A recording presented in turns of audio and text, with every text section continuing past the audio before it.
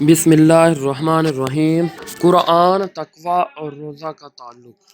अल्लाह ताला ने अपनी किताब के शुरू ही में ये वाज़िया कर दिया कि इस किताब से वही सही राह देख सकते हैं, राह पर लग सकते हैं और राह पर चल सकते हैं जो तकवा रखते हैं। हुदल लिल मुत्तकीन, दूसरी तरफ रोज़े रखने का मकसद, या यूँ कहिए कि रोज़ों का हासिल यूँ बयान किया कि लअल्लकुम तत्तकून, ताकि तुम्हारे अंदर तकवा पैदा हो। इन दोनों आयतों को मिलाकर पढ़िए, आप फ़ौरन इस राज को पा लेंगे कि रोज़ा से कुरान मजीद को इतना गहरा ताल्लुक़ क्यों है और नज़ूल कुरान की सालगिरह के महीना को रोज़ों के लिए क्यों मखसूस फरमाया गया। इस माह की बाबरकत घड़ियों से ज़्यादा मौजू वक्त इस बात के लिए और कौन सा हो सकता था कि रोज़ा के ज़रिए तकवा की वो सिफत पैदा करने की कोशिश की जाए जिससे कुरान की राह आसान हो और कुरान की अमानत का बोझ उठाना मुमकिन हो। तकवा क्या है? तकवा बड़ी ऊंची और बेबहा सिफत है और सारी मतलूबा सिफात की जामिया भी। जो तकवा की सिफत रखते हों, इनको अल्लाह ताला ने कुरान मजीद में दुनिया और आखरत की सारी भलाइयों की ज़मानत दी है। तकवा वो चीज़ है जिससे हर मुश्किल से निकलने का रास्ता मिलता है।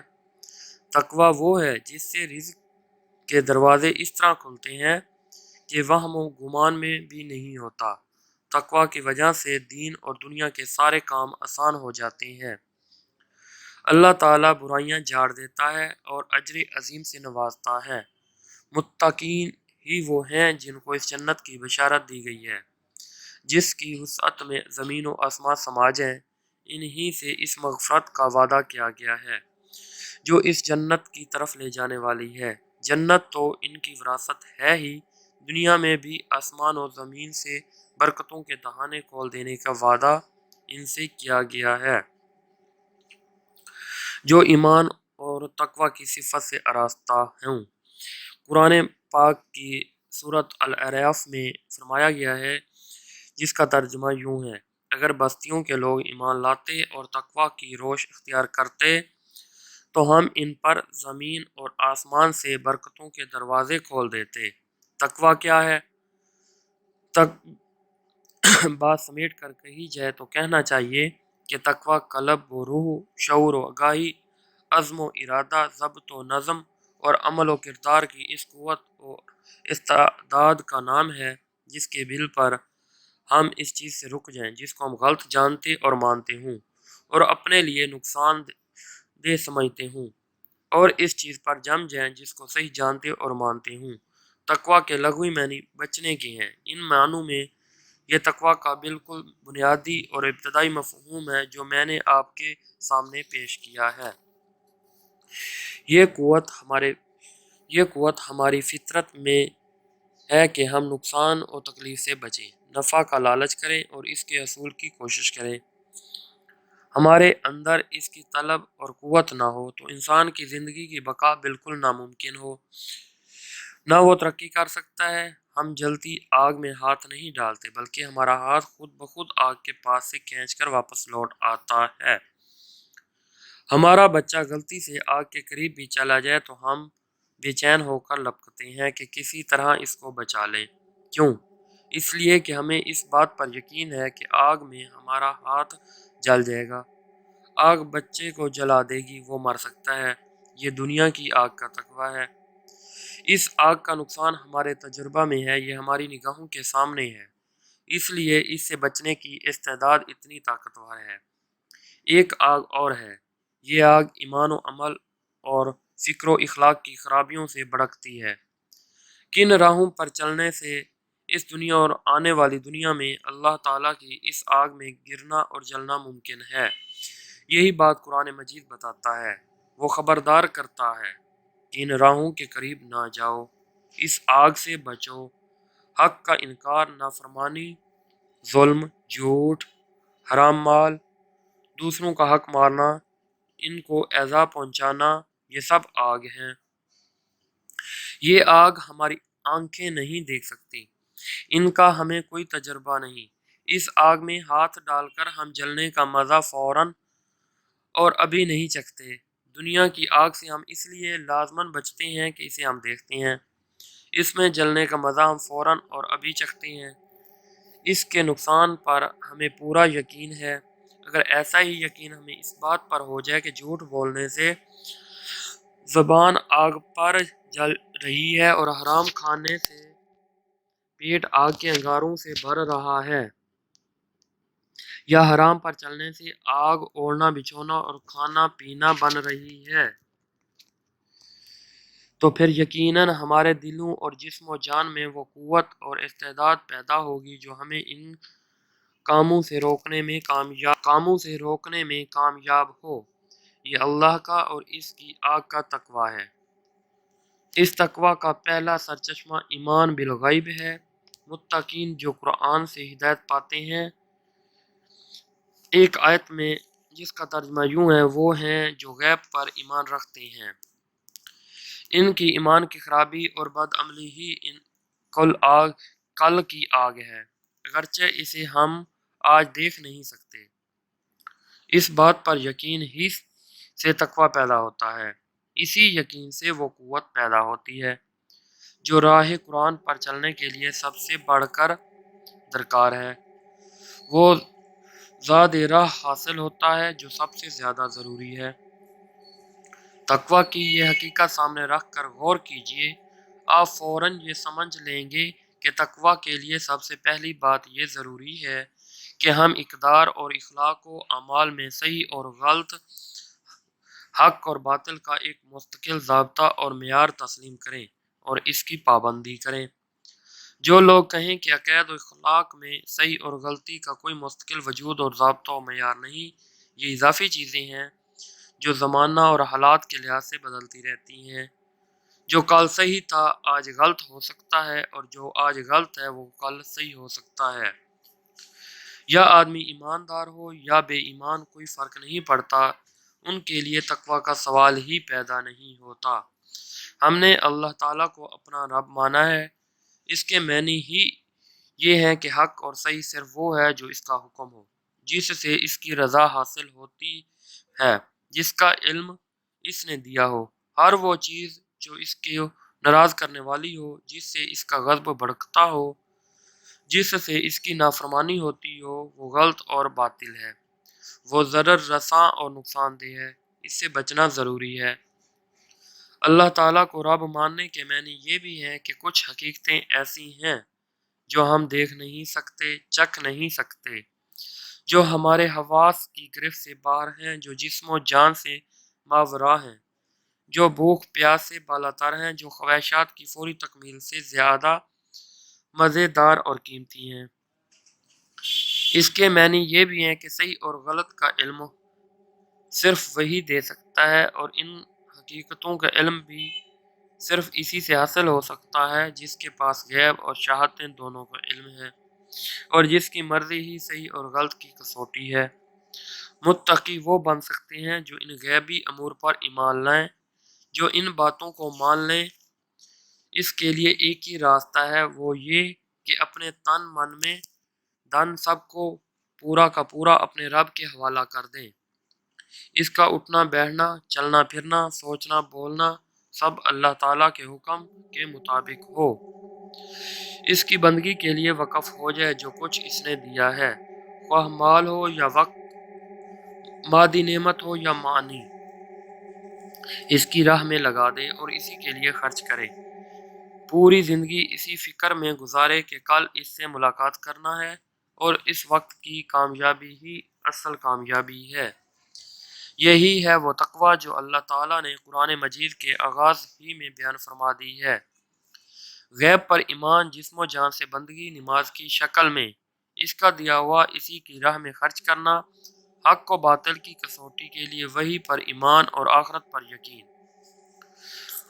جو اللہ کو اپنا رب کہے اور اس کے بعد بھی اپنے جسم و جان کی قوتوں کو، اپنے وقت اور مال کو ان راہوں میں لگائے جو اس کی ناپسند ہے، اور ان چیزوں سے نہ بچے جو اس کے غضب کی آگ بھڑکانے والی ہے، وہ تقویٰ سے محروم ہے۔ تقویٰ صرف ظاہری رسوم کی پابندی کا نام نہیں، یہ اپنے اندر کی قوت اور یقین کا نام ہے۔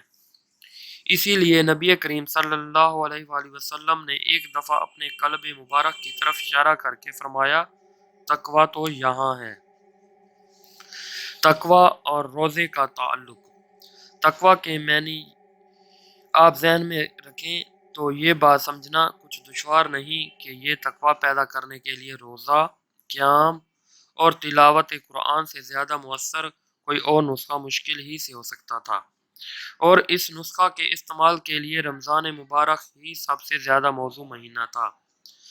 روزہ اور قیام لیل میں قرآن پاک کی تلاوت اور رمضان کے مہینوں میں جمع کر کے اللہ تعالیٰ نے دراصل اس تقویٰ کے اصول کا راستہ ہمارے لیے کھول دیا ہے۔ ہم روزہ رکھتے ہیں تو صبح سے شام تک اپنے جسم کے جائز مطالبات تک کو، بھوک پیاس جیسے مطالبات تک کو پورا کرنے سے اللہ کی رضا کی خاطر رک جاتے ہیں، اور اس کے اجر و انعام کی خاطر اپنے جائز خواہشات بھی قربان کر دیتے ہیں۔ رات آتی ہے تو کھڑے ہو کر اس کا کلام سنتے ہیں اور مہینہ بھر میں کم سے کم ایک دفعہ پوری کتاب سن لیتے ہیں۔ یہ ہماری بدقسمتی ہے کہ زبان نہ جاننے اور محنت نہ کرنے کی وجہ سے ہمارے پلے کچھ نہیں پڑتا کہ اللہ تعالیٰ نے ہم سے کیا کہا اور ہم نے کیا سنا، لیکن منشاء خداوندی بالکل واضح ہے کہ اس مہینہ میں ہم ایک مرتبہ اس پوری ہدایت سے روشناس ہو جائیں جو اس نے قرآن مجید کی صورت میں ہمیں عطا فرمائی ہے، اور جس پر خود عمل کرنا اور جس کی طرف دوسروں کو بلانا ہمارا اولین فرض ہے۔ تلاوت قرآن سے علم و ایمان کا حصول ہوتا ہے اور روزہ سے قوت عمل کا۔ روزہ میں جب اللہ تعالیٰ کا حکم ہوتا ہے ہم کھاتے ہیں، اور جب اس کا حکم ہوتا ہے ہم رک جاتے ہیں۔ نہ کھانا حرام ہے نہ پینا، لیکن روزے میں ہم ان بالکل بنیادی ضروریات کو بھی اطاعت رب کی خاطر اپنے اوپر حرام کر لیتے ہیں، جن کو پورا کرنا دوسرے اوقات میں نہ صرف جائز بلکہ فرض ہوتا ہے۔ اس طرح ہم یہ قوت پیدا کرتے ہیں کہ ہر اس چیز سے رک جائیں جس سے اللہ تعالیٰ نے روکا ہے، خواہ اس کے لیے ہماری ضرورت اور خواہش کتنی ہی شدید ہو، اور وہ ہمیں کتنی ہی صحیح اور جائز نظر آئے۔ روزہ سے ہمارا یہ یقین بھی راسخ ہوتا ہے کہ جن حقیقتوں کو خبر اللہ تعالیٰ اور اس کے رسول نے دی ہے جو مادی و حسی نہیں ہے، وہ بھوک پیاس اور جنس جیسی مادی حقیقتوں سے کہیں زیادہ بالا بیش بہا اور لذیذ ہیں۔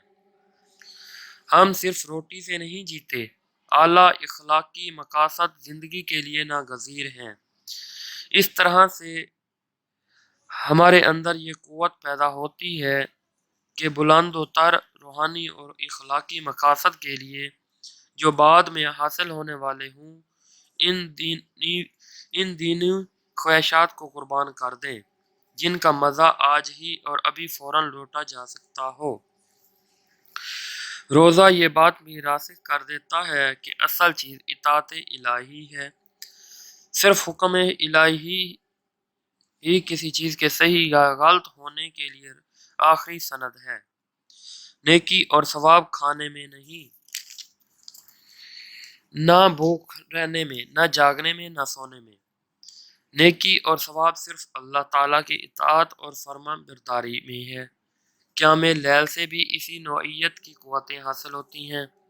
جب یہ قوتیں اور کیفیات پیدا ہو جائیں، اور جتنی ہو جائیں اسی وقت اور اتنے ہی ہم انفرادی طور پر اور اجتماعی طور پر بحیثیت قوم قرآن کی امانت کا اٹھانے کے قابل ہو سکتے ہیں، کیونکہ تب ہی ہمارے اندر اپنے مقاصد اور قرآن کے مشن کی تکمیل کو مادی اور محسوس اشیاء کی خواہشات اور فوری اور بظاہر یقینی لذتوں کی طلب پر ترجیح دینے کی استعداد پیدا ہو سکتی ہے۔ اسی استعداد کا نام تقویٰ ہے۔ ایک اور پہلو سے دیکھیے، روزہ کی کوئی ظاہری شکل صورت نہیں ہے۔ نفس اور پیٹ کی گہرائی میں اٹھنے والی بھوک پیاس اور جنسی خواہش کو کوئی دوسرا دیکھ نہیں سکتا، نہ محسوس کر سکتا ہے، نہ کوئی کسی کے احساس میں شریک ہو سکتا ہے۔ ان خواہشات کو قربان کر دینے کی بھی کوئی ظاہری شکل نہیں، لہٰذا اس ترک خواہشات کو مادی پیمانوں سے نہیں ناپا تولا جا سکتا۔ روزہ تو خالص حضوری رب کے یقین ہی پر قائم ہوتا ہے اور اسی کو راسخ کرتا ہے، اس کی یہی روح ہے۔ اللہ تعالیٰ ہر وقت ساتھ ہے، جہاں بھی ہو وہ موجود ہے۔ دو ہوں تو تیسرا وہ ہے، اور اکیلے ہوں تو دوسرا وہ ہے۔ وہ شہرک سے زیادہ قریب ہے۔ یہ ہے وہ ایمان، ہر وقت اپنے رب کے سامنے ہونے پر ایمان، جو روزے کا اصل ثمر ہے۔ اسی لیے حدیث قدسی میں فرمایا گیا ہے کہ روزہ صرف میرے لیے ہے، صرف میں ہی اس کا بدلہ دے سکتا ہوں۔ بخاری مسلم ابو ہریرہ۔ تقوی اسی ایمان کی بنیاد پر قائم ہوتا ہے، اسی ایمان سے غذا حاصل کرتا ہے، اسی پر استوار ہوتا ہے اور اسی سے پھلتا پھولتا ہے۔ اب آخر میں آپ کو ایک اہم بات اور بتاؤں۔ جب شیطان اس بات سے مایوس ہو جاتا ہے کہ ہم اس نسخہ کو ترک کرنے پر راضی ہو جائیں جو اتنے بے پایہ منافع کا حامل ہے، تو پھر وہ اس کی کوشش کرتا ہے کہ اس کے نفع کو محدود کر دے اور ہم سمندر سے چند قطرے فاصلے حاصل کرنے پر قانع رہ جائیں۔ روزوں اور قیام و لیل سے وہ تقوی بھی حاصل ہو سکتا ہے جو آپ نے دیکھا، اور اس سے ایسا تقوی بھی پیدا ہو سکتا ہے جو صرف اس بات پر ہمیں قابو کر دے کہ چند چھوٹی نیکیاں کر لیں، مستحبات کی فکر نوافل سے بڑھ کر کریں، نوافل کی سنتوں سے بڑھ کر، اور ان سب کی فرائض سے بڑھ کر۔ اسی طرح ہم صرف چھوٹی برائیوں سے رک جائیں۔ لیکن اللہ تعالیٰ نے رمضان المبارک میں روزے فرض کر کے جو تقوی پیدا کرنے کی تعلیم دی ہے، وہ اس سے بہت عظیم شے ہے۔ یہ وہ تقوی ہے جس سے ہم بحیثیت فرد کے اور بحیثیت جماعت کے رمضان میں نازل ہونے والے قرآن مجید کے مشن کو پورا کرنے اور اس کا حق ادا کرنے کے اہل بن سکتے ہیں۔ یہ بات اس لیے جاننا ضروری ہے کہ ایسا ہوتا رہا ہے اور ہوتا رہا گا کہ روزہ رکھنے والے اور راتوں کو جاگنے والے روزے رکھتے رہتے ہیں اور راتوں کو جاگتے رہتے ہیں، مگر ایک قدم بھی اسی راہ پر نہیں اٹھاتے جس راہ پر قرآن کے روزے اور تلاوت قرآن انہیں چلانا چاہتے ہیں۔ حالانکہ اعمال صالح میں سب سے اہم عمل، فرائض میں سب سے بڑا فرض اور نفع کے لحاظ سے سب سے زیادہ کثیر کا حامل عمل تو یہی ہے کہ ہم قرآن کا حق ادا کرنے کے لیے اور اللہ کا دوسرے بندوں کو قرآن کی بتائی ہوئی راہ پر لگانے کے لیے اپنے آپ کو تیار کریں اور عملاً کچھ نہ کچھ ضرور کریں۔ اس فرض کو ادا کرنے کی فکر ہم اسی وقت کر سکتے ہیں جب ہم قرآن مجید، صوم رمضان اور تقوی کے باہمی تعلق کو اچھی طرح سمجھ لیں۔ میری اب تک کی گفتگو کا مقصد یہی تھا۔ ہم کو اچھی طرح یاد رکھنا چاہیے کہ رمضان کا مہینہ روزوں کے لیے صرف اسی وجہ سے فرض کیا گیا کہ اس مہینہ میں اللہ تعالیٰ کے کلام نازل ہوا۔ اس مہینہ کی ساری برکت و عظمت اسی لیے ہے کہ اس ماہ میں اس نے اپنے بندوں کی ہدایت کا ارادہ فرمایا اور اپنے فضل عظیم سے اپنی ہدایت کا آخری پیغام اپنے نبی صلی اللہ علیہ وآلہ وسلم کے ذریعے دنیا والوں کے حوالہ کیا۔